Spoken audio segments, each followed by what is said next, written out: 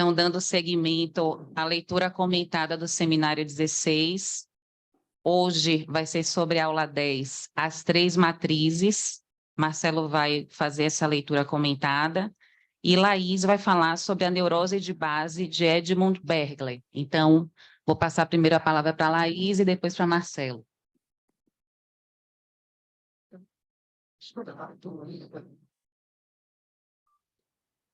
Bom, boa noite. Pensa que vai, não se espera daí que não sai nada.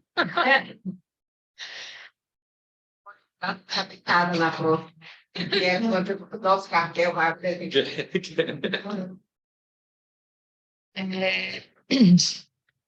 É um prazer estar aqui hoje, falando com vocês.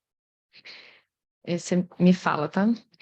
E quero agradecer à diretoria pelo convite, especificamente a Luiz Felipe que me fez, e pela referência, porque o que eu venho acompanhando, essa foi palatável.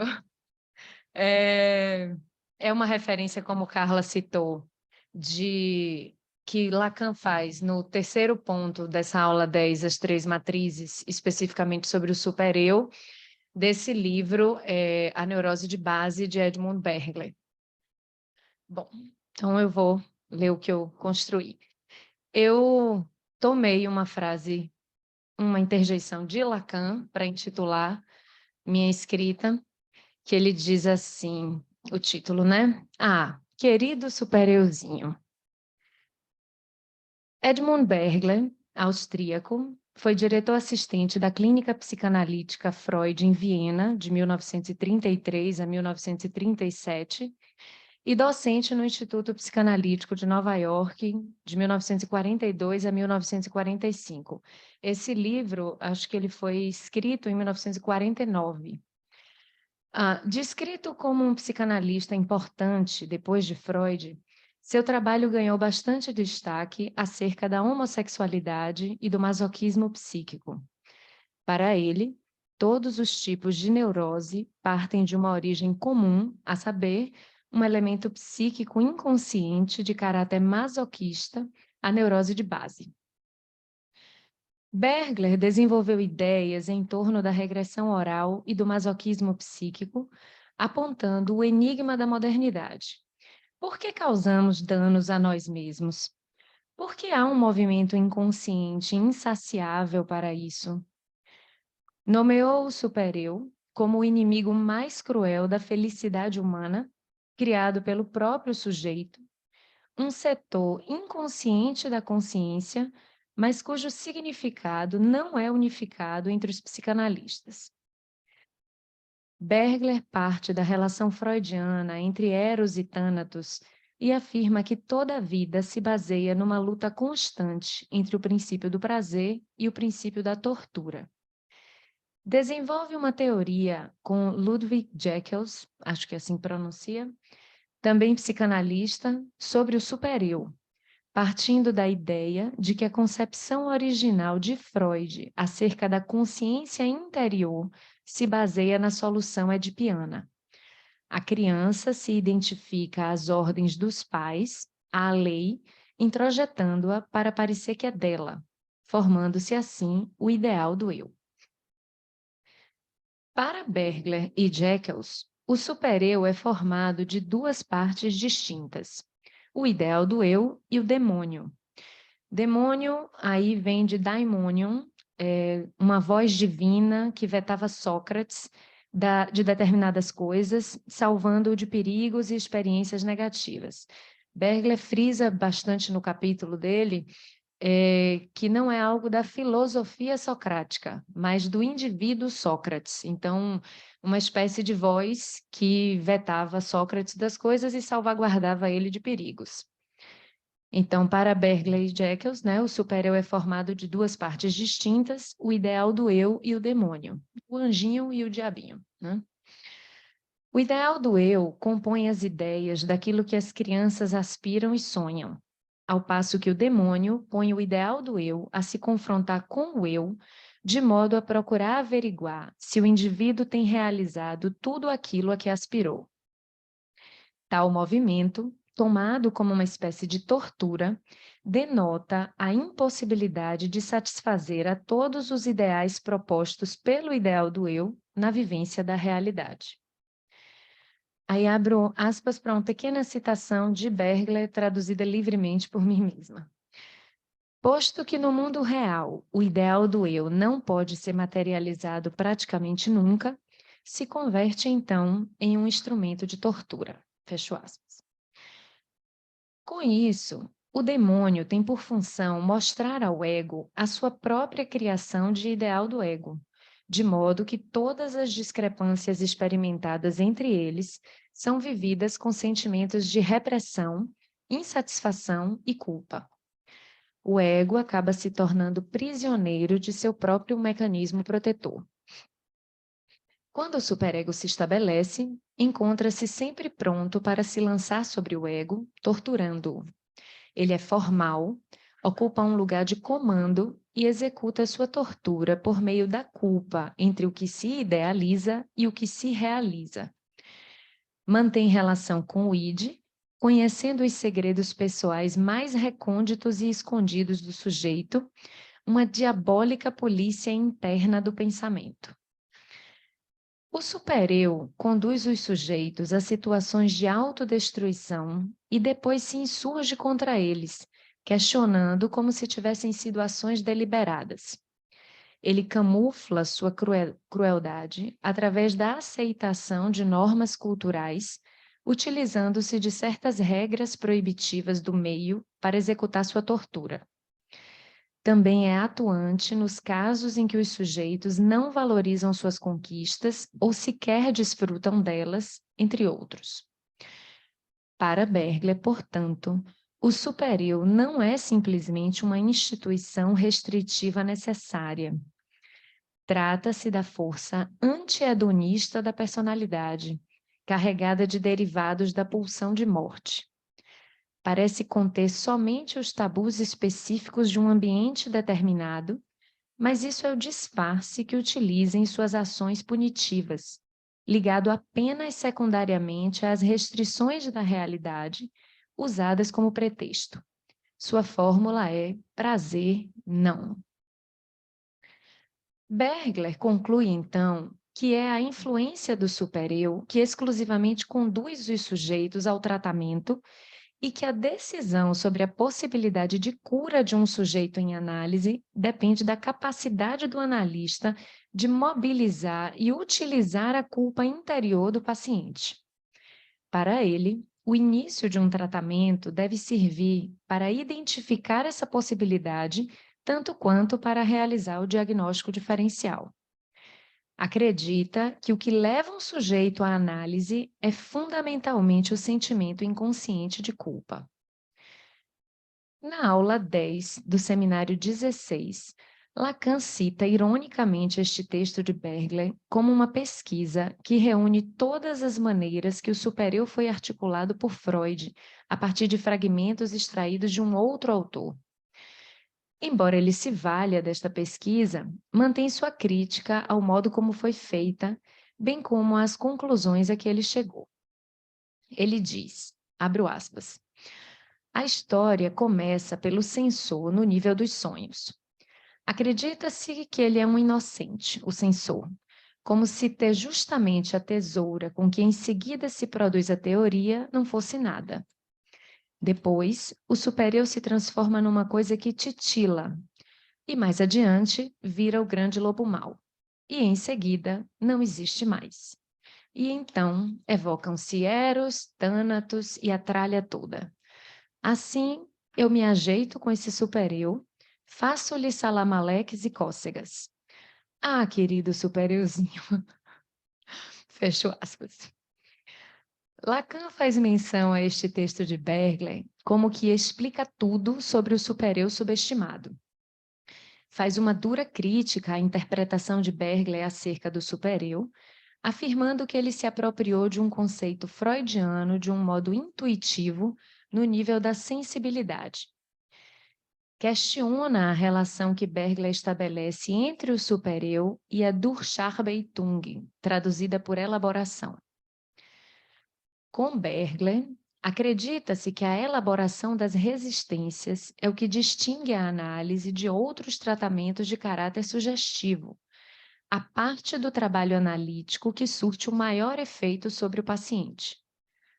Para ele, o processo de elaboração deve possibilitar a passagem de uma compreensão e uma aceitação meramente intelectuais a essa assimilação do ponto de vista afetivo, sendo necessário um tempo para realizá-la, para a superação das resistências, uma vez que há impulsos inconscientes que as alimentam. Assim, todo o processo de elaboração deve se centrar primordialmente no manejo adequado e na mobilização do sentimento de culpa. Neste processo, o supereu reage de modo contrário, utilizando as interpretações feitas em análise para fins de tortura do ego. Bergler toma a resistência do supereu como o ponto central da terapêutica analítica, entendendo que o fator que vai definir a cura de um sujeito ou o fim de uma análise é o modo como seu supereu vai lidar com os sentimentos de culpa. Como fim de análise, propõe que o supereu se volte para o id, proibindo-o de realizar seus desejos infantis ao modo sintomático do início do tratamento, ao invés de cercear o ego. Deste modo, o supereu do fim de análise diz não à realização dos desejos reprimidos do id, forçando uma sublimação ou uma repressão neurótica inócua ou sua transformação em sonhos sem muita importância, mas mantendo sua tirania sobre o sujeito. Lacan contesta esse pensamento. Para ele, abro aspas, a elaboração analítica não se parece nada com isso. Quem está num divã percebe que ela consiste em voltar o tempo todo à mesma coisa, que em todas as viradas se é levado para o mesmo troço, e isso precisa durar para chegar justamente ao que lhes expliquei, ao limite, ao término, quando se vai pelo caminho certo, naturalmente. Lacan questiona se o processo que se inicia para o sujeito, em virtude da repetição do tendo esta repetição como ponto de origem, tem ou não seu limite, seu fim. Ele diz que algo de uma resposta se encontra na aposta de Pascal. A partir da série de Fibonacci, Lacan conclui que o que a repetição gera tem um término. Por fim, Lacan reitera suas críticas, tecendo comentários acerca do que Bergler falou sobre os detalhes. Para Bergler, importantes conclusões podem advir da análise de detalhes, acreditando que proporcionam um vislumbre do todo e representam o ponto de concentração de todos os problemas dos neuróticos, por exemplo. Mas Lacan adverte, e aí abro aspas novamente, só os detalhes nos interessam, é verdade, mas é preciso saber o que é interessante em cada caso. Fecho aspas. É isso, obrigada.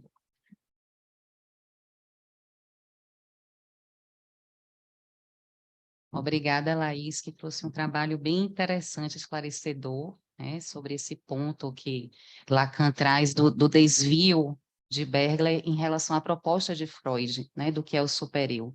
Bom, tem uma questão que eu vou fazer depois, vou passar a palavra para Marcelo, que está no cartel B, é o mais um do cartel, composto por Ana Estela Sande, Analícia Calmon, Célia Salles, Fátima Sarmento.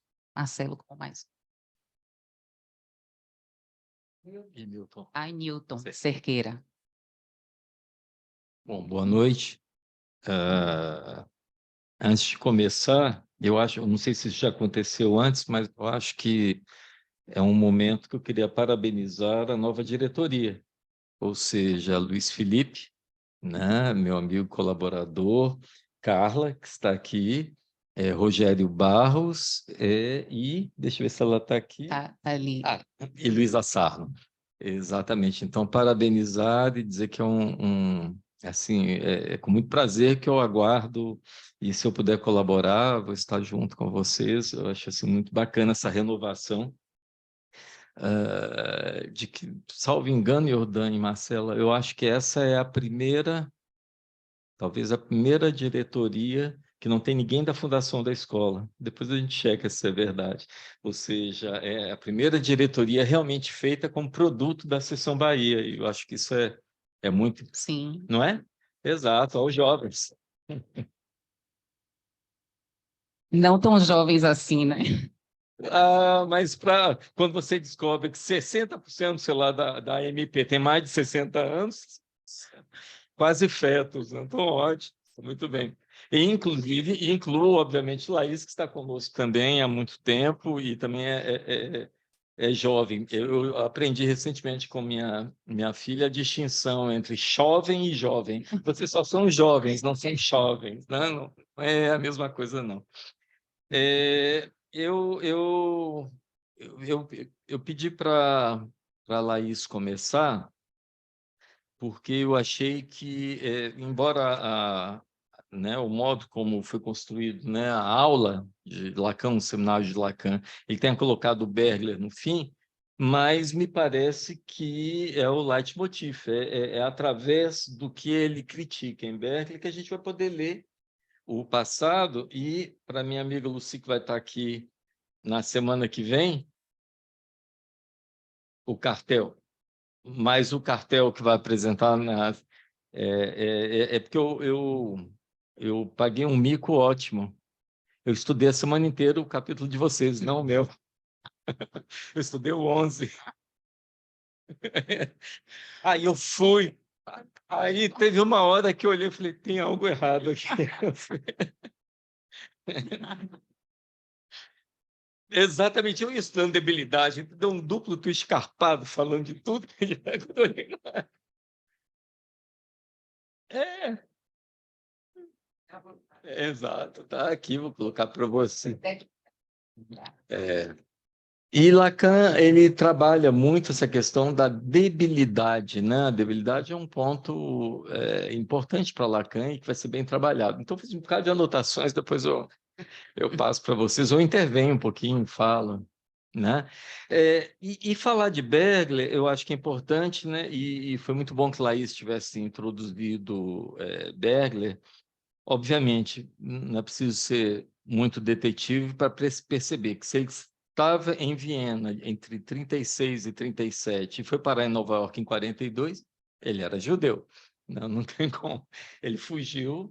E é claro, eu digo isso porque eu acho que é importante a gente pensar que, apesar da crítica contundente, eu sempre digo o seguinte: toda vez que Lacan eleva alguém à dignidade de uma crítica, é porque o sujeito tem uma certa importância. Ele fez isso com Ida McAlpine, ele critica, mas como assim, ele é suficientemente significante para que ele possa criticá-lo, né? É diferente de você criticar.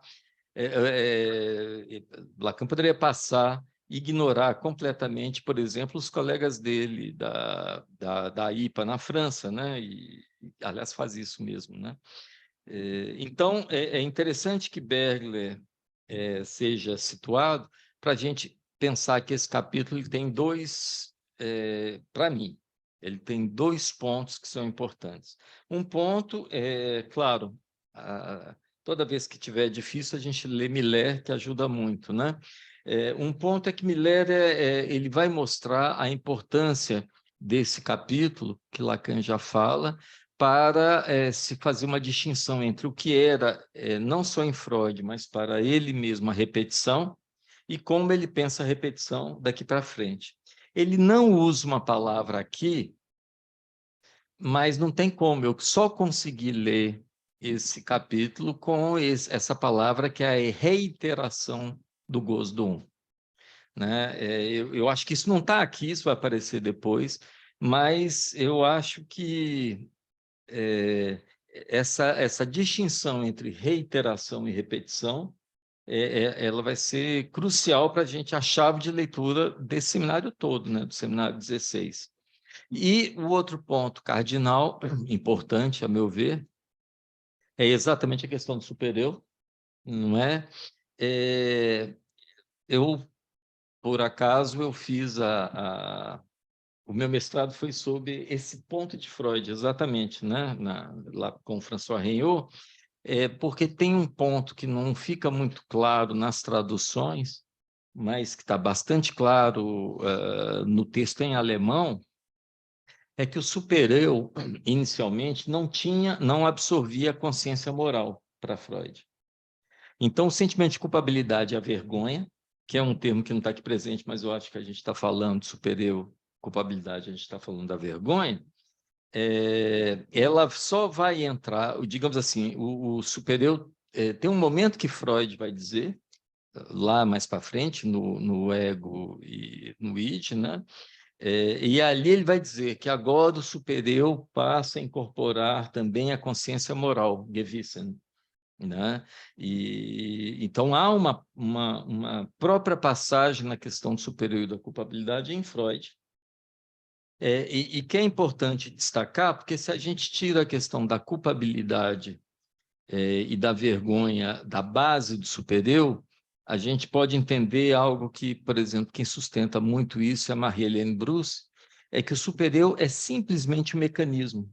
Ele não é censor, ele não é malvado, ele não é crítico, tudo isso é secundário, né? Tanto que você pode encontrar culturas completamente aliviadas, né? Sem o peso dessa culpabilidade, dessa lei feroz, e o supereu vai estar ali presente, como quase um mecanismo. Então, ela mostra que a base do supereu é um mecanismo, né? Um mecanismo que é, digamos assim, acho que, salvo engano, é o Lohan que fala isso, pouco importa quais sejam os ideais da época, o sujeito sempre vai arranjar uma maneira de se fazer torturar pelo superior. Não, eu tenho a impressão que é o Lohan que fala isso, se vocês lembrarem se foi ou se não foi, aí vocês me falam, né? Então, essa questão da tortura é interessante porque dissocia o mecanismo do supereu de uma maneira, de uma certa leitura freudiana, que é uma leitura do mal, né, empatafoda, daquele que não quer, né, aquele do Édipo, né, aquele supereu, e traz o supereu para uma outra dimensão que é muito mais próxima, a meu ver, do que Lacan está tentando colocar aqui. Então, eu ousaria dizer que Lacan leu bastante supereu freudiano, encontrou em Bergler um excelente resumo, para, a partir daí, ele ter um outro manejo com relação ao supereu. Tanto é que a palavra supereu desaparece, né? No último ensino de Lacan, você não tem mais o supereu, o superego não funciona, né? Mas o id também não funciona grandes coisas, mas o último ensino de Lacan é completamente centrado no eu, no ego, né? E tentando escarafunchar um pouco o que é esse ego, essa relação, que eu vou mostrar depois um pouco aqui, numas matrizes, né, que faz Lacan na aula 10, e tem isso mesmo, assim, tem talvez o grande exercício que a gente está aprendendo no nosso cartel, é que esse seminário é um seminário que, se a gente lê sem um olhar clínico, ele pode até ser chato. Ele não é um seminário fácil, é um seminário difícil. A gente percebe que Lacan está ali se batendo em fórmulas que nem sequer vão ficar no futuro, naquilo que ele vai deixar como legado. Ou seja, a gente sempre fala de Fibonacci como um meio e não como um fim, né? Assim, mas é uma etapa importante que ele está ali matutando, e quando a gente tenta pensar isso ligado à clínica, não sei, pelo menos foi assim que eu li esse capítulo, eu achei interessante isso que você falou, Laís, aqui, está na página, sei lá.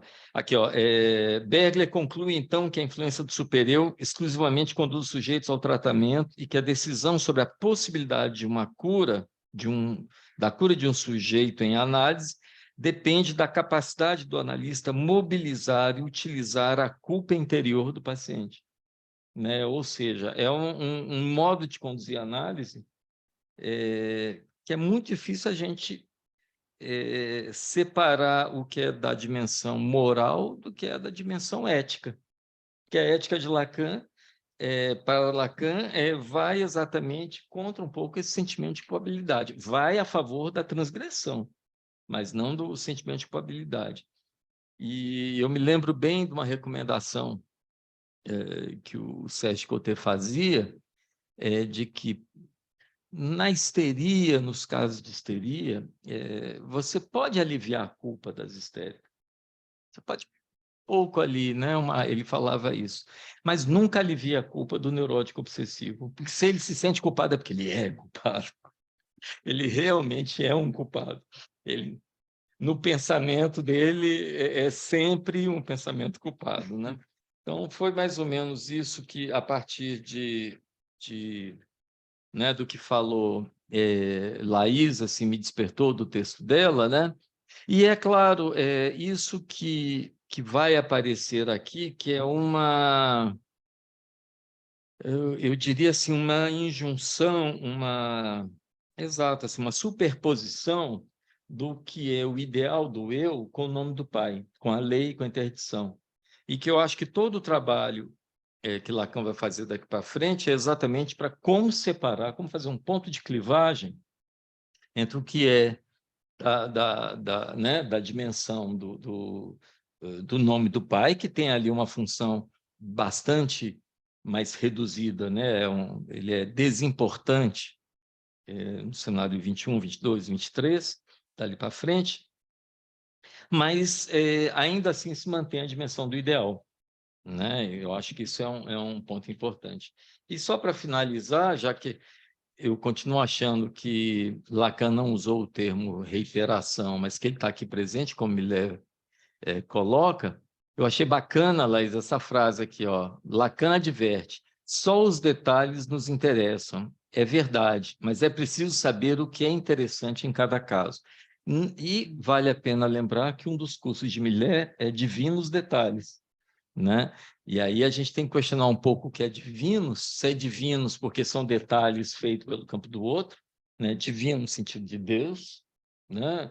Se é Deus que coloca esses pequenos detalhes, e que aí a gente já entra completamente na aposta de Pascal, né? Que é nessa parte aí do seminário 16, tudo é centrado um pouco em cima da questão da aposta de Pascal, né? Eu separei aqui alguns pontos, né? Por exemplo, aqui que Lacan, isso aí que foi o que escrevi, é aqui que Lacan convoca o gozo como mais além, né? E ele o diz explicitamente: o gozo tem a ver com o corpo, mas não se trata de uma relação qualquer, se trata de uma exclusão que é ao mesmo tempo inclusão. O que é uma exclusão que é ao mesmo tempo inclusão? Sabendo que isso aqui a gente já está no seminário 16, é toda a topologia da garrafa de Klein, que você não mais localiza o objeto como fora ou como dentro, né? Assim, um objeto, ele deixa de ser, eu falei isso acho que na minha última intervenção aqui do cartel, ele deixa de ser do objeto apenas uma externalidade, como o modelo da ameba protoplásmica de introdução ao narcisismo, que é ali que ele idealiza um pouco o que é a libido, onde é quase que como um pseudópodo fosse em direção ao objeto, e esse objeto tivesse uma recuperação de gozo, né? Ou seja, eu vou recuperar a libido que eu perdi. Se eu tenho um capital, digamos que eu tenho um capital de 100 libidos. Se eu invisto 20 libidos no objeto, eu vou ficar pobre de 20 libidos, vou ficar só com 80. Se eu invisto 80 libidos né, que é aquilo que ele vai chamar de rebaixamento da condição amorosa. E o pior que pode acontecer é quando você investe 80 libidos no objeto, você só está com 20 e o objeto dá no pé, te trai, vai embora, né? É a mesma coisa de se aplicar no banco e o seu gerente, né, fala: não, bote nessa ação tudo, de repente o gerente passa a mão no seu dinheiro, vai embora. E você fica ali tendo que reaver aquele capital que foi perdido, tem um nome para isso, que é trabalho de luto, né? Do Charbaito também nesse sentido. É preciso trabalhar um pouco para reintegrar esse capital libidinal de volta, né, para o sujeito. Então, essa topologia que é colocada, a meu ver, aqui nesse capítulo, mas não só nesse capítulo, acho que nessa parte toda né, do seminário, é exatamente isso, é a topologia do gozo, aqui, é a topologia do sujeito, né? E ele vai usar até um termo que é se pour soi, que é uma espécie de um neologismo que ele vai colocar, que é ao mesmo tempo perseguir e ser. Quer dizer, aquilo que eu busco, mas aquilo que eu sou também, né? Que faz exatamente, que é o que é o objeto A. O objeto A é aquilo que eu busco, mas também é aquilo que eu sou. Eu sou aquele resto ali, né? Aquele resto da operação, né? Vou passar aqui um pouquinho adiante, para não falar demais, mas vamos um pouco mais adiante aqui. Um ponto importante desse capítulo é exatamente essa separação entre o G, que é o eu, e o A. Né? Ele vem fazendo isso sistematicamente, né? Ele vem mostrando, então, que há um certo efeito simbólico inscrito nesse ato produzido entre o corpo e o seu gozo, né? Essa distinção entre o G, que nesse momento é o corpo, e o A, que é o gozo. Né? E a gente vai ver como nessa lição das três matrizes, o que ele vai fazer é perseguir uma maneira de demonstrar, até por elementos matemáticos, como é que você vai fazer essa distinção entre o que é o eu e do que é o objeto, né? E Lacan parte de uma visão estrutural, nesse primeiro momento, do que é o outro, e ele sai dessa visão estrutural do outro. Eu acho que é um dos momentos que ele rompe com o estruturalismo, né? E ele passa a uma visão topológica quando ele inclui o objeto A. Né? Ou seja, o objeto A deixa de ser como era mais ou menos visto na psicanálise em Freud, e mesmo em Lacan, em alguns momentos, seminário 4, 5, sei lá, como apenas o objeto da demanda. Né? O objeto A deixa de ser apenas um objeto que você demanda ao outro, né? Porque é a partir daqui que ele começa a desconstruir o outro. Então, ou S de abarrado, ou seja, é o momento que o outro não vai mais dar aquele objeto que ele não tem. Né? A gente sabe que isso daí, desde o seminário 11, quando ele começa a colocar as relações de alienação e separação, que o objeto A fica ali no meio, ele não adianta pedir ao outro, né, aquilo que o outro não pode dar.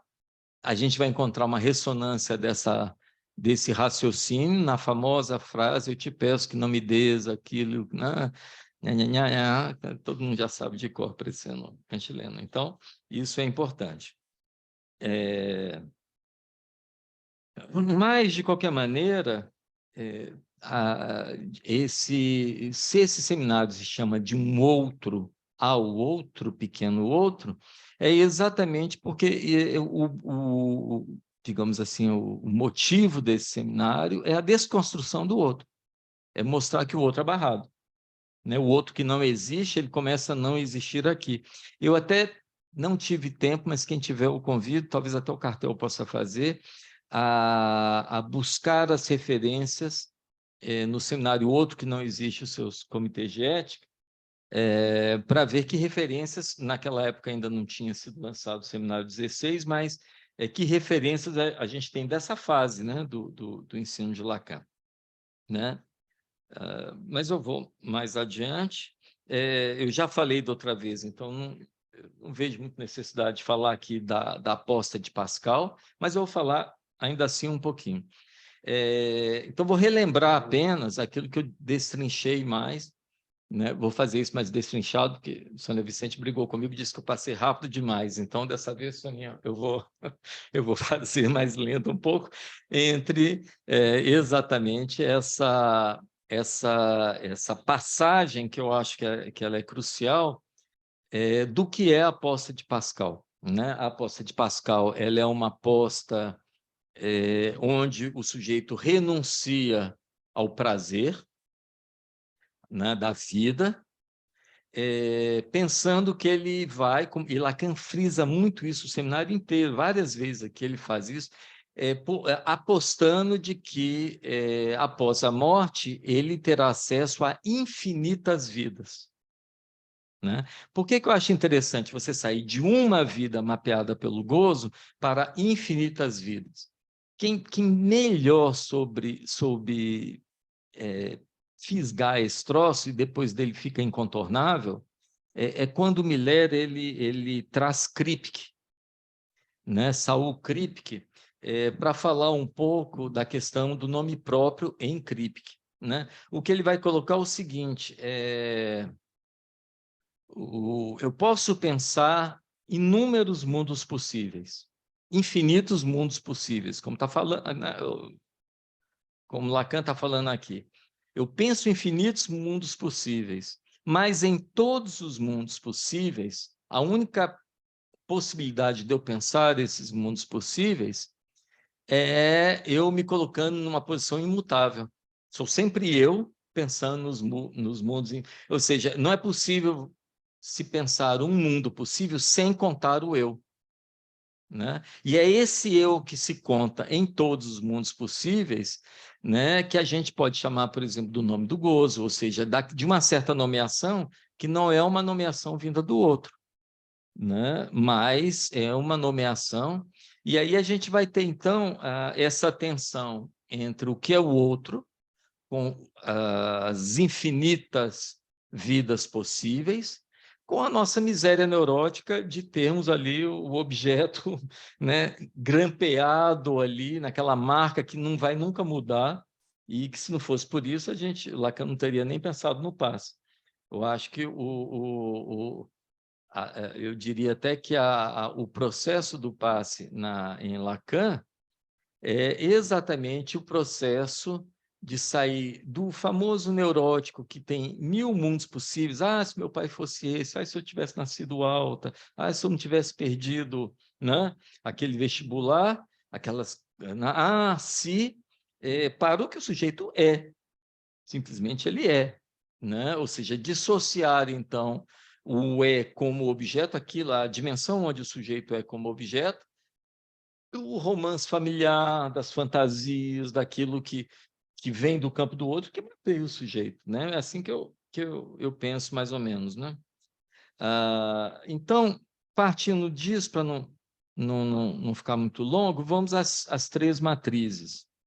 Né? E aí algumas partes, infelizmente, eu tenho elas aqui em francês, mas eu acho que não muda demais, não. Aqui é na página 151, deve estar por aí, porque eles tentam manter mais ou menos a mesma página. 151, mas não é bem 151. Porque isso daqui eu ainda estou falando da lição anterior, da lição 9, na verdade, a lição 10 inclui o final da lição 9, porque a lição 9 eu falo, eu vou falar disso, disso, disso e disso. Então, na verdade, a lição 10, ela vai, e aí a minha miséria neurótica, que no mundo possível eu estudei a lição 11, não a lição 10, que eu deveria ter estudado, mas que eu estudei depois. Ficou até mais interessante essa retrossignificação, assim, um efeito de après-coup, né, que veio assim. Né? Então, ele vai colocar esse ponto que eu acho que eu vou colocar algumas citações. Na minha, é o final da lição 9. Não sei onde vai colocar isso, não. Isso repousa no factum, na fabricação que resulta do mais simples uso desse um. Então, aqui ele está trabalhando a dimensão do um sem outro. Na medida em que, uma vez repetido, ele prolifera, visto que só é posto ali para tentar a repetição do gozo, para reencontrá-lo no que ele já fugiu. Ou seja, a gente vai buscar aquilo que já não está lá. Eu acho que não sei se foi aqui, mas acho que foi na última vez que eu falei aqui pelo cartel, eu lembrei daquele filme Invasões Bárbaras, que quem conhece, nem todo mundo conhece, mas tem uma cena, quer dizer, o Remy, que é o protagonista, né, tá morrendo de câncer, e os amigos, a galera tá toda ali sem saber o que fazer com ele, muita dor, mas todo mundo gostando dele. Aí uma das amigas dele, então você vê o nível das amigas dele, né? Minha filha é traficante de heroína, de repente ela pode te ajudar. E aí tem a famosa cena, que é uma cena ficou para a história do cinema, né? Mas assim, que é a cena da filha chegando e aplicando a primeira dose de heroína e dizendo a frase lapidar, né? Ela vai dizer a frase: aproveite muito essa primeira dose, porque todas as outras vão ser uma tentativa de recuperar essa dose, você nunca mais vai recuperar o que foi essa primeira dose, né? Quer dizer, há um encontro aí do real da droga com o corpo, não sei se Pablo trabalha isso, acho que Pablo deve trabalhar também um pouco isso, né? No núcleo de toxicomania. Quer dizer, esse primeiro encontro, todos os outros são uma tentativa de recuperação de um gozo, né? Mas que não está lá. Primeira experiência, eu me lembro sempre de Carlinhos Caires, exatamente, a primeira experiência de satisfação, né? Ou seja, eu vejo aí já um pouco o núcleo do que é essa reiteração, mas que não é um nome que vai aparecer aqui, não, né? Isso não está aqui, não. Mas esse ponto original, a meu ver, faz da repetição a chave de um processo sobre o qual é preciso saber se, uma vez iniciado, ele pode ou não encontrar um fim. Porque isso daí tem tudo a ver com análise, né? Com análise com fim, análise sem fim, já numa leitura lacaniana no seminário 16, é possível estancar essa repetição, né? E aí me parece que o que se desenha aqui um pouco é que é possível se há um isolamento como reiteração, ou seja, como algo que não entra na escala das medições. Hoje a gente estava lá no PSIL, né? A gente estava discutindo, Luiz, que toda vez que a gente estiver diante de um elemento contábil, 1, 2, 3, ou hora 1, hora 2, hora 3, ou norte, sul, leste, nós estamos no campo do outro, né? Porque é o outro que dá essa a dimensão disso. Mas, no campo do o 1 ele não é orientável, né? O 1 é algo que vai se manter ali, mas ele não segue nenhuma orientação. Tanto que é isso que permite a gente dissociar o que é o 1 do que é a pulsão. Porque o que é a pulsão? A pulsão é um gozo orientável, né? A pulsão é eu ter um objeto externo que eu vou contornar, construída ali pela fantasia, que passa, obviamente, fantasia neurótica, passa, evidentemente, pelo campo do outro, e que tem aquele famoso, eu deveria até ter colocado aqui, aquele esquema do seminário 11, de que você tem um corpo, aí há o objeto, desmontagem da pulsão, né? E ele vai em direção ao objeto, mas para voltar para o corpo. Ou seja, o objeto não é que você vai engolir, fagocitar o objeto, como na ameba protoplásmica. Ele serve apenas para fazer circular uma relação de alteridade entre o que é do campo do um, do que é possível no campo do outro, né? É mais ou menos assim que eu penso, né? E o Miller, aqui, aí eu posso dizer, porque está em português, na página 29, ele fala de algo que eu acho que é muito interessante. Ele vai dizer exatamente, quando ele fala de repetição, que é o que a gente, né, lá no fundo está trabalhando aqui, a repetição, ele vai dizer o seguinte: do saber ao gozo, né? Ele vai, inclusive, indicar isso, que ele vai encontrar o Miller no capítulo 3, que questiona a relação do saber com alguma coisa mais misteriosa e também mais fundamental. Isso é Miller. Para Lacan, parece haver perigo que essa alguma coisa mais misteriosa, ou seja, o gozo, seja tomado na função de um fundo em relação ao campo de uma forma. Vou ler, porque a frase é pesada. Vamos lá.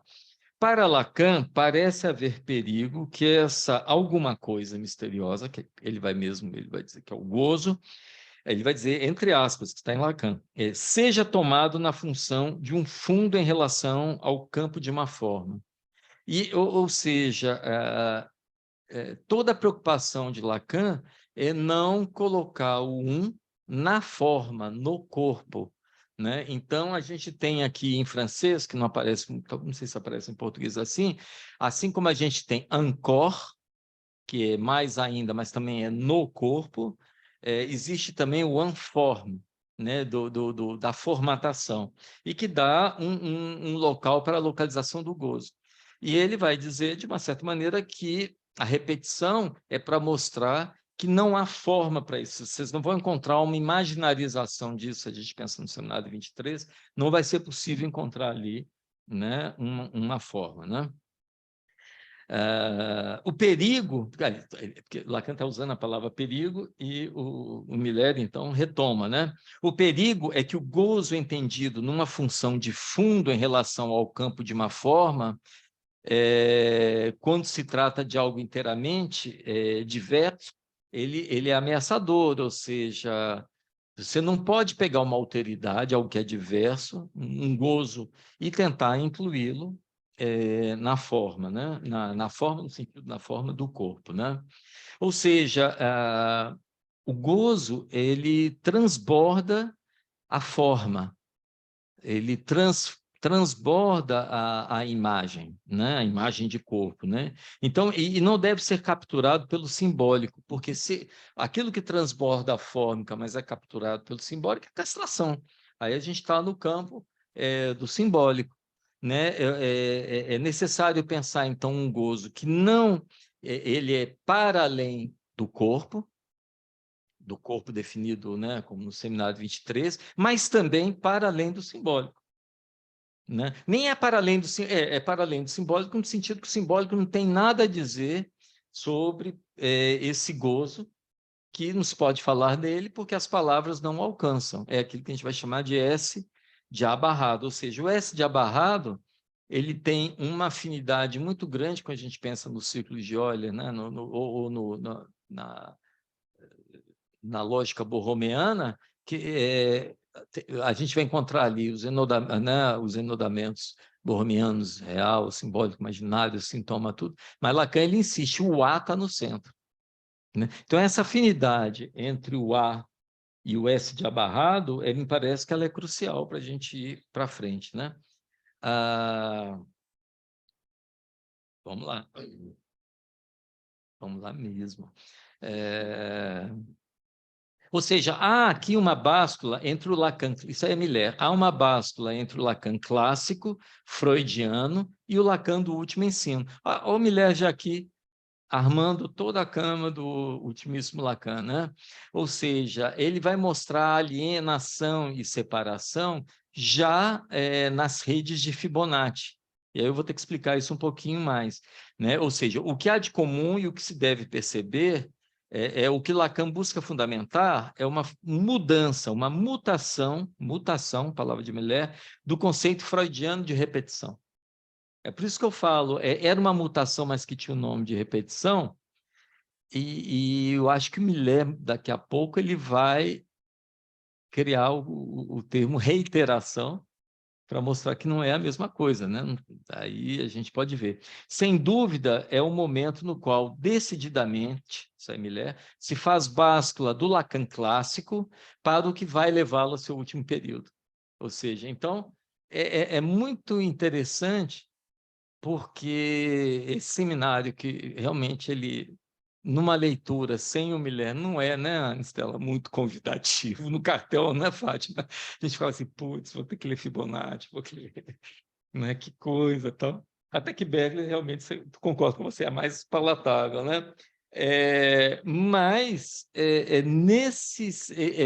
no momento eu acho que é no momento do estabelecimento desse seminário 16 que começa a aparecer aquilo que me leva a chamar de ultimíssimo Lacan, né? Começa mais ou menos por aqui, né? Aqui está L, Lacan. Aqui está Lacan a meio caminho da repetição de significante e da repetição de gozo.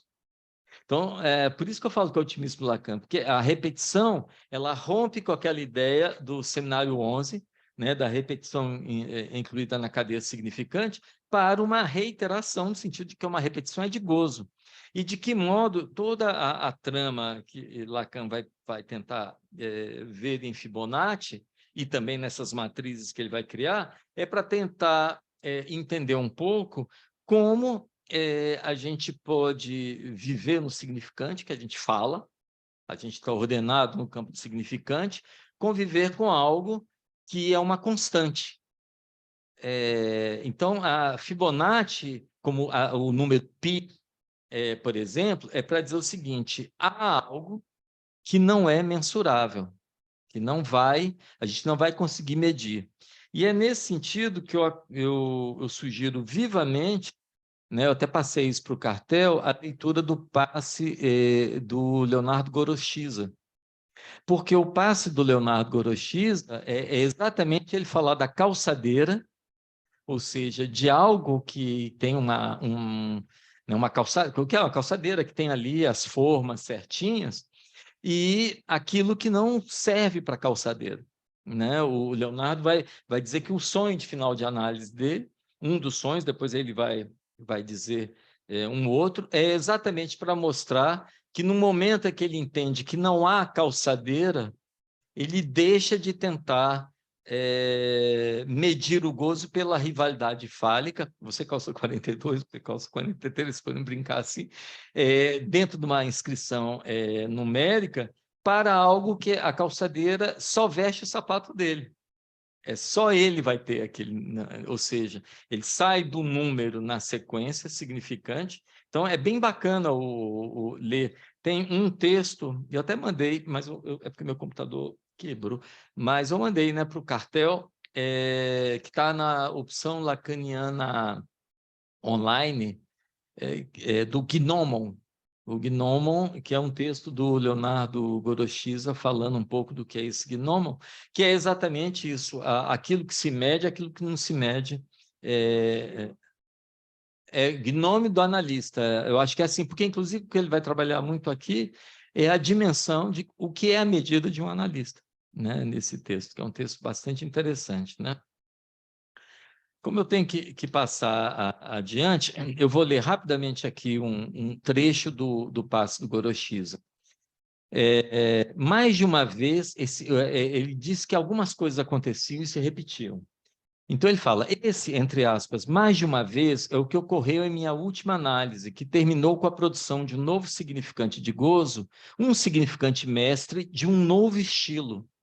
E é muito interessante, o Leonardo, em outros textos do passe dele, ele vai falar de que há um novo estilo. Depois eu vou dizer por quê.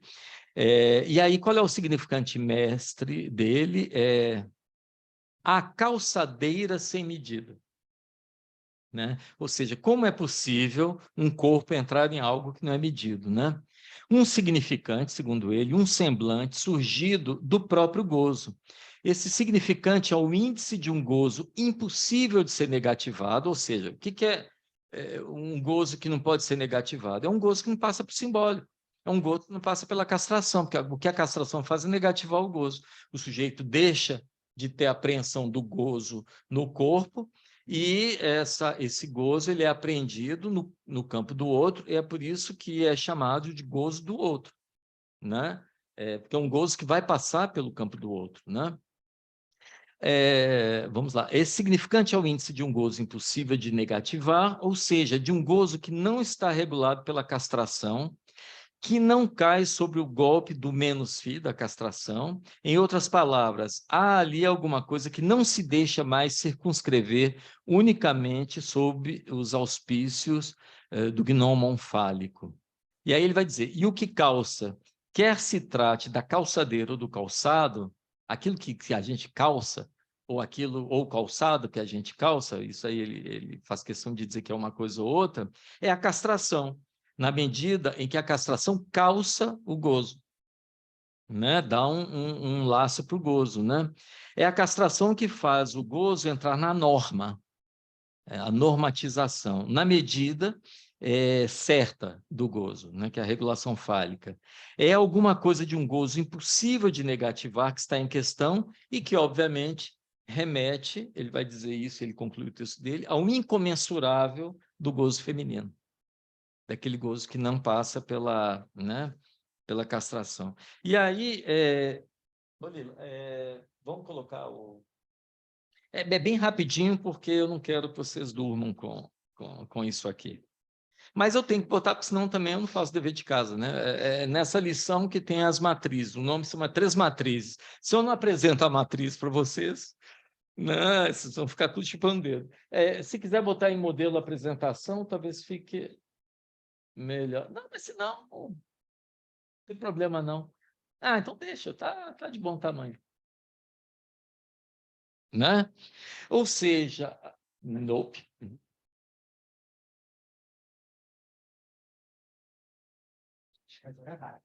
Aham. Né? O que a gente vai perceber é que há, então, a primeira matriz, a segunda matriz e a terceira matriz. Não sofram tanto, eu vou explicar um pouquinho o que é isso. Na verdade, isso daqui é todo calcado na aposta de Pascal. Não sei se vocês... Vou falar, lembrar vocês a aposta de Pascal que eu comecei falando aqui. Ou seja, eu abro mão do gozo nessa vida para ter infinitos gozos, vidas gozantes após a morte. Então, se eu abro mão do gozo, significa que é zero, eu perdi, eu abro assim. Eu tenho 80 libidos ou 100 libidos, eu abro mão deles, fico com zero, para apostar que... Então, assim, essa primeira parte, que é a parte esquerda, digamos, é a parte da vida, e a parte após a morte. Né? Porque aqui é a aposta de Pascal. Então, o que vocês vão perceber? É que o que vai determinar na aposta de Pascal, nesse primeiro momento, o que está em jogo é o seguinte: tá bom, eu vou apostar se eu vou renunciar ao gozo para ter o infinito no futuro ou não vou. Mas para isso eu preciso saber, olha, se eu vou apostar, eu preciso saber se eu acredito no outro ou se eu não acredito no outro. Então, o abarrado é eu não acredito no outro. E o Lacan vai insistir naquela outra aula que eu falei, que você pode apostar, mesmo você não acreditando no outro, nada te impede de apostar no outro. Ele não vai dizer que isso não é um problema. Mas o seguinte, então, se eu acho que... Vamos colocar, só para facilitar, que se o outro existe, a vida eterna existe. A vida após a morte existe. Então, eu renuncio ao gozo para encontrar as infinitas vidas após a morte. Mas, se eu não acredito no outro, eu vou dizer, olha, eu não vou acreditar que tem vida após a morte, então eu vou gozar dessa vida que eu tenho e não vou esperar nada da vida após a morte. Então, aqui, eu vou gozar do A, que é o objeto, o A que está aqui, eu vou gozar dele, né? E foda-se após a minha morte, porque após a minha morte é zero. Sendo que o sujeito pode ter a surpresa de repente, descobrir o infinito. É isso que Lacan vai falar aqui, né? Nesse ponto. Né? Ou seja, o principal da primeira matriz é que ela é dividida entre o outro existe ou o outro não existe. Mas o que é que pega para Lacan, e isso quem trabalha isso muito bem é no livro... Tem português já? Obra Clara? Tem, né? De Jean-Claude Milner, ele vai trabalhar demais isso aqui. Ele trabalha exatamente esse ponto. É o seguinte, é que aqui dá uma ideia de que há Deus ou não há Deus. Só que, para nós, o que importa é pensar o outro a partir do ego, porque é daqui que a gente vai ter que tirar as nossas conclusões. Então, não é mais a partir do outro. Então, a segunda matriz, que está aqui sob a égide, né, do ego, é exatamente para mostrar o seguinte, essa diagonal... Pode ir para a próxima, Lila? Acho que você clica num lugarzinho aqui. Não, não. Não, isso aí você passou um bisturi sanguíneo.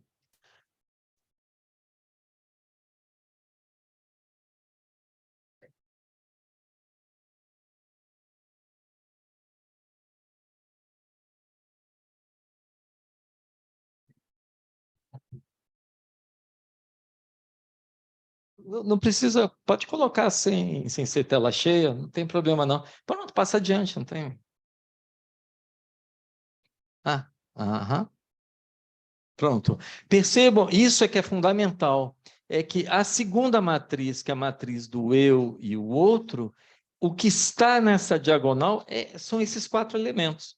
Ou seja, aqui há uma mutação da matriz, onde aqui havia uma aposta ou não do outro, para aqui ele partir de uma aposta única.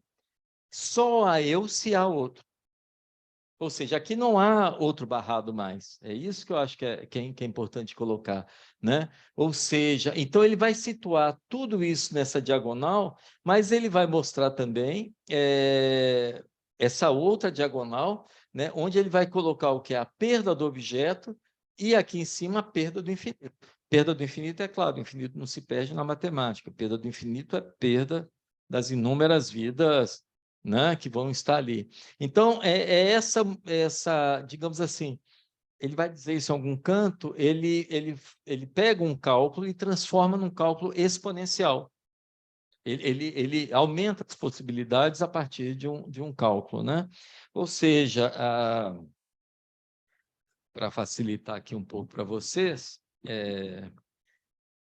bom, ele vai dizer exatamente isso. Só há eu quando há outro.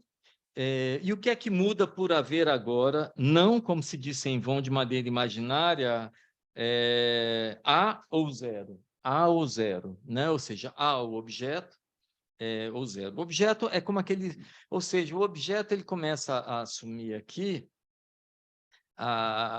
aquela posição de que o eu... o eu, o que tem assim, o núcleo do eu não é aquela tensão entre supereu e demais, o eu é o objeto. A gente cai daquela posição do eu para a posição de que todo eu tem um objeto. E é esse objeto, na verdade, né? Ele nem tem esse objeto, ele é esse objeto, mas ele é esse objeto como perda. Então, esses sinaizinhos todos são mais ou menos para mostrar isso. Ou seja, para ser honesto, diz Lacan, assinalo expressamente o que acabo de indicar de passagem, que o zero vai assumir o valor de pergunta. Ou seja, pode passar para o próximo. Aqui. Na verdade, ele vai caminhar para o encerramento dessa lição para colocar que tudo bem, que é diferente a gente pensar no menos infinito, né?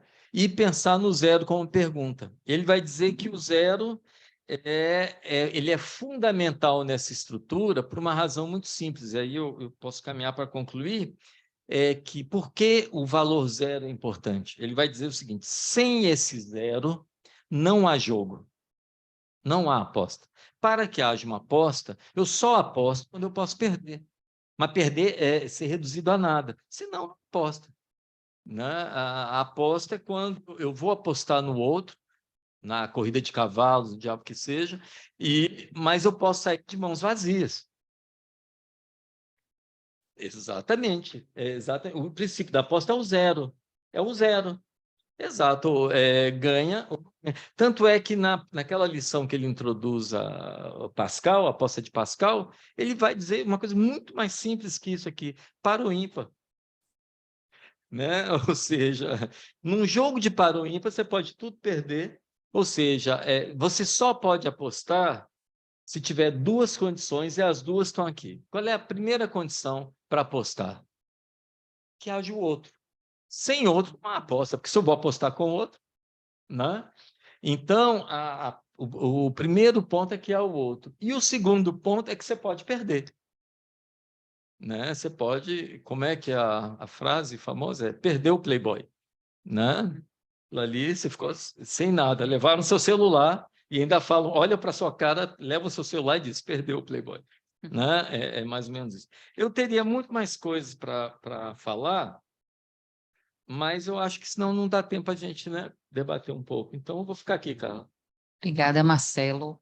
Você conseguiu esclarecer aí para a gente, né? Essas 3 matrizes difíceis de aprender. Inclusive, eu fiz algumas leituras dessa aula, assim, fiquei me perguntando o que é que Lacan tenta transmitir com isso. E indo aqui a esse livro aqui, O Objeto A da Experiência Analítica, me ajudou a fazer essa leitura, porque justamente se trata de não um saber que não é aquele saber articulado entre S1 e S2, mas esse saber, me parece que ele está tentando aprender esse saber, a invenção de um saber enquanto escritura. Pois é. O que está em jogo aí, né? E qual é a leitura que nós podemos fazer disso? Então, isso, no fundo, nos faz despertar para sair do sentido e pensar a escritura, né? Então, um ponto que eu quero trazer aqui para a discussão, enfim, tem várias coisas eu anotei aqui, mas antes de passar, eu fiquei pensando, a partir dessas 3 matrizes, né? A matriz 1, que se apresenta aí, o A barrado, não seria esse momento, um primeiro tempo do A como sujeito no jogo, né? Ali, o sujeito ainda enquanto objeto desse outro, o outro já barrado aparecendo ali, mas ainda esse sujeito enquanto objeto, aí trago como a questão, se essa matriz 2 não tem um ponto que Lacan traz, que o eu escolhe o A à sua custa, algo se perde, e aí aparece o eu, né? Não se está mais o objeto, mas é o eu em jogo, e escolhe o A, mesmo sabendo que essa escolha comporta essa perda positivamente do infinito. E na matriz 3, o zero assume valor de pergunta. Então, esse jogo só passa a existir a partir disso que se está na mesa. Então, aí, aqui, logo, é por sua constituição que o jogo só pode produzir o zero na casa inferior à direita. Então, eu achei muito importante essa passagem, me parece muito clínica, né? Porque o que ele traz aqui é que esse zero só faz indicar que vocês jogam. Então, me parece lançar à mesa, a possibilidade da mesa dessa jogada da partida com o outro. Né? Como eu queria trazer, que você puder comentar algo disso, porque eu fui fisgando por aí, né? Fui percorrendo por aí, e se esse zero não há jogo, né? A inscrição de uma das escolhas que se oferecem. E aí eu me lembrei desse jogo que está posto à mesa, né? Do parceiro sintoma, com que parceiro é esse que o sujeito joga? Então, há várias possibilidades, mas essas circunstâncias apontam para essa inscrição do gozo aí, na relação do jogo com esse parceiro, né? E algo como que o A, como efeito da entrada da vida do homem no jogo. Eu achei esse ponto fundamental, assim, se você puder comentar. E tem um momento importante também que ele já parte já faz essa relação entre a aliança tríplice do simbólico e do imaginário e do real. Ele já está trazendo essa questão aqui, né, nessa aula. Bom, eu tenho alguns pontos, né, inclusive a respeito do super-eu, que eu fiquei curiosa a partir do que você trouxe, né, até do que, a partir de Maria Helene Bruce. Bom, se a gente pode pensar o super-eu, que já em O Eu e o Isso, Freud traz, né, essa vertente mais arcaica do super-eu, que não é esse sensor, mas é aquilo que, eu diria assim, que manda gozar, né, isso que Lacan traz depois como goza, né, como é que a gente pode pensar essa questão na clínica, né? Achei interessante que você trouxe essa passagem até o ultimíssimo ensino, a partir da questão do eu, mas como pensar o super-eu nessa vertente mais arcaica do isso, que aparece na clínica em muitos casos, né? Enfim, nos novos sintomas a gente vê, inclusive a culpa aparecendo como um elemento clínico importante em alguns casos, né? Assim, em alguns e a casos, vergonha, né?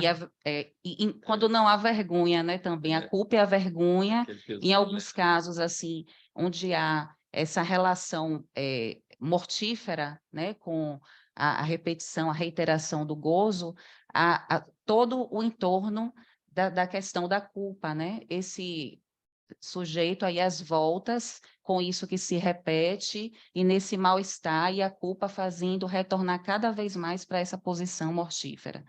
Bom, esse é um ponto, né, que eu trago a partir da clínica até das toxicomanias, Pablo, que é um ponto que fiquei pensando a partir da questão do superior, mas vou passar para a discussão. O Newton está aqui com a mão levantada, faz parte do cartel. Eu queria entrar nessa discussão com vocês, porque justamente o ponto que mais me interessou foi esse ponto do supereu e da questão do fim do término da análise, que é um ponto de dissenso fundamental, clinicamente fundamental, de orientação entre Lacan e Berkeley. E para fazer um comentário para discutir com vocês, eu me sirvo de uma pequena passagem aqui na aula, na página 159, Lacan menciona a ligação do pequeno a com o infinito. A ligação do pequeno a com o infinito é a imagem indicada nos rabiscos de Pascal sob o nome de inferno.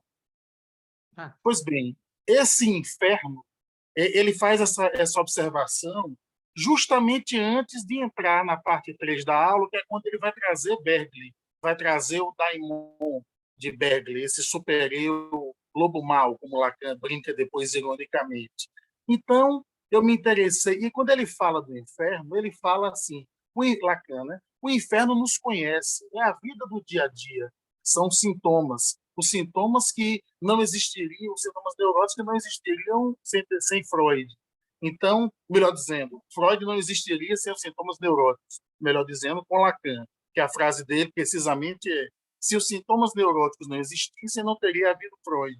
Ora, quando se capta esse ponto infernal, sintomático, numa operação analítica, o que é que se produz nesse aparelho? Aí, vamos para a página 161. Lacan diz assim: quem está num divã percebe que ela consiste, a elaboração analítica, está falando da elaboração analítica, portanto, da operação analítica. É o último parágrafo da página 161. Em português. Qual parte? É o último parágrafo da parte 2 ou é o último parágrafo já na da parte 3? Na parte 3, mas, enfim, em português ela pode te ajudar, Laís. É o último parágrafo da 161. Diz assim: a elaboração analítica. Quem está num divã percebe que ela consiste em voltar o tempo todo à mesma coisa, que em todas as viradas se é levado para o mesmo troço, e isso precisa durar para chegar justamente ao que lhes expliquei, ao limite, ao término. Eis Lacan, que lá atrás falava dessa aposta de ligar o objeto A, dar a imagem de inferno à ligação do objeto A ao infinito, apontando que isso, numa operação analítica, vai se repetindo e apontando, digamos, cernindo o que seria o limite. Aí, na página seguinte, eu acabo a citação de Lacan, na página seguinte, na 162, que é no penúltimo parágrafo, ele vai dizer: aproximar, mesmo em nome de uma intuição mínima, o supereu e a Duchartbeitung no tratamento. Talvez, ou seja, a aproximação entre essa elaboração, onde o inferno sintomático vai se reduzindo a esse troço, e a Duchartbeitung. Talvez essa articulação pudesse passar por uma manobrinha, essa manobrinha é o truque analítico, uma manobrinha que permitisse estabelecer a medida do que não pode ser medido, por ser a aposta inicial.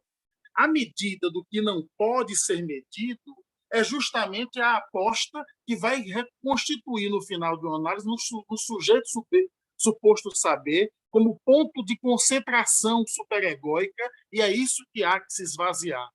Por fim, lembro o que Lacan traz quando questiona a tradução nessa aula do Duchartbeitung. Ele diz: não se atentaram bem. Duchartbeitung é atravessar, é perfuração. Então, trata-se de, neste limite, ao invés de se encontrar o saber que ordenaria essa ligação do infinito ao objeto capturado na imagem, tratar-se-ia, numa orientação lacaniana, de se perfurar isso. E aí é que o que cessa de não se escrever uma vez perfurado pode advir.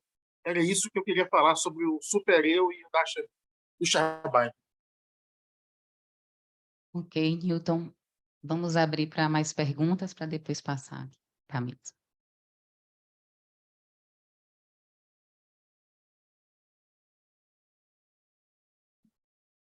Então, voltamos aqui, né? Alguém? Voltamos aqui, então. Laís, se quiser comentar, Laís. Vou só considerar que nesse texto eu acho que assim, o que Lacan evoca Bergler é precisamente para fazer essa articulação que Newton puxou mesmo. O texto de Bergler é um texto vasto, assim, grandinho, que ele fala primeiro bastante sobre a consciência. Fechou esse negócio. Né? Luiz Felipe que achou. Estava aqui, tá na biblioteca. Estante virtual. Na estante. A gente foi buscar lá em 49. Do Charbat toda porra, eu achei. Foi de outro psicanalista. Eu adoro, aí, que eu porque não consegui nem ter- tem a dedicatória, tem tudo, 1959. Eu posso doar para a escola, se quiser. Muito legal. Você tem que doar. Tá bom. Enfim, então, eu acho que é o ponto, mas ele se centra bastante, né, numa explicação vasta sobre o super-eu e várias possibilidades e a relação com a consciência, até chegar nessa relação com a elaboração, partindo dessa noção mais freudiana, mas que eu acho que é bem o que Lacan tenta furar, né, e brincar, até zombar, que ele zomba de Bergler. Apontando para o que Marcelo traz também, que eu até botei num parágrafo aqui, só introduzindo para pesquisas futuras mesmo, de que o próprio Lacan diz, né, de que desse questionamento dele em virtude do processo que se inicia em virtude da repetição do se tomando ela como origem, se tem ou não seu limite, se tem ou não seu fim, e já eu acho que já aqui, como você disse, apontando para a questão do fim de análise, assim, ele está mirando, clinicamente, eu acho que ele está pensando lá à frente isso. Mas, enfim. Me tranquilize. Você não leu o livro todo, não, né? Você leu esse capítulo 4 do... bom. Eu ia ficar super humilhado se eu tiver. Embora, não sei se tem 27 casos clínicos aqui, viu? No fundo, deve ser interessante a última parte, bem clínica, né? Está super rápido, né? Está acabando. Mas Newton foi no ponto certo, eu tinha aqui sublinhado, que é exatamente isso. A gente não tem a mínima noção do que é o céu, do que é a vida após a morte. Mas o inferno a gente sabe que é a nossa vida do cotidiano. Ou seja, a gente já vive no inferno, né? Então, a gente não está entre céu e inferno, no sentido que nós somos aqui almas vivas e que a gente pode ir para um ou para outro. A gente já está em um, e a aposta de Pascal, olha, de repente você sai do inferno. Por quê? Porque o inferno é o gozo, né? O inferno é o modo como a gente vai gozar. Tem um ponto que foi um aprendizado mesmo, que eu diria o seguinte: é muito interessante não pensar que o super-eu é inicialmente a instância moral. Isso até vem, porque, na minha opinião, é o contrário que se passa. É a moral que se serve do super-eu para torturar o sujeito. Não sei se estão entendendo. É diferente.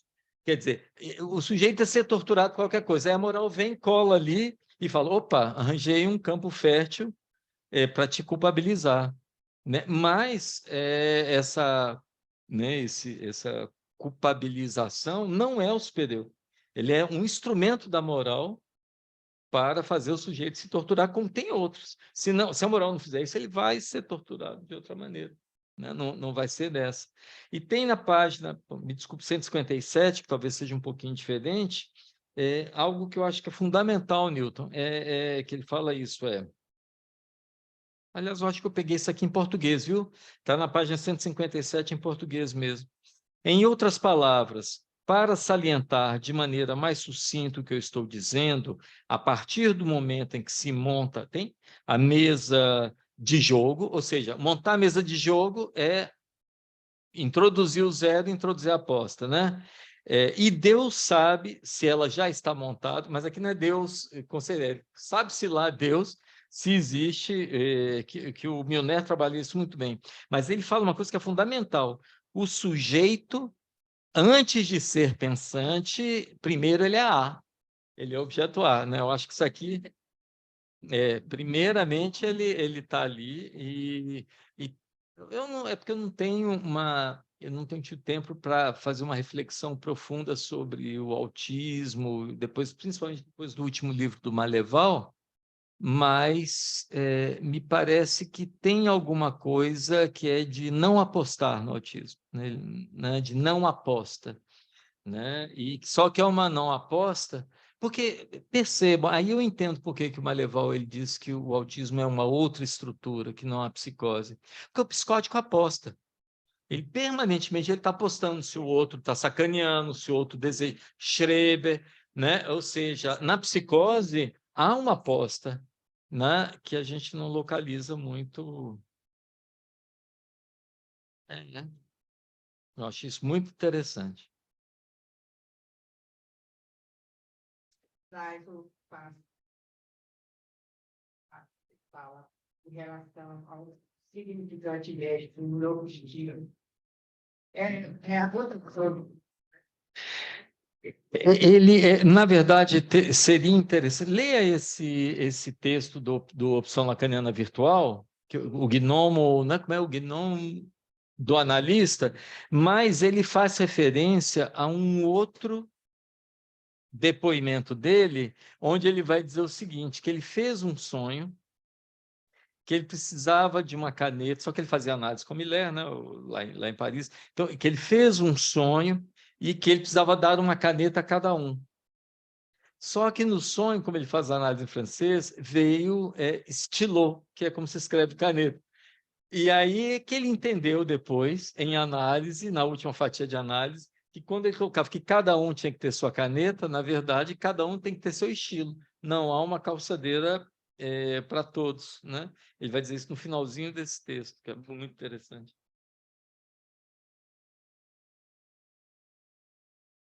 Mais questões, gente? Alguém se anima?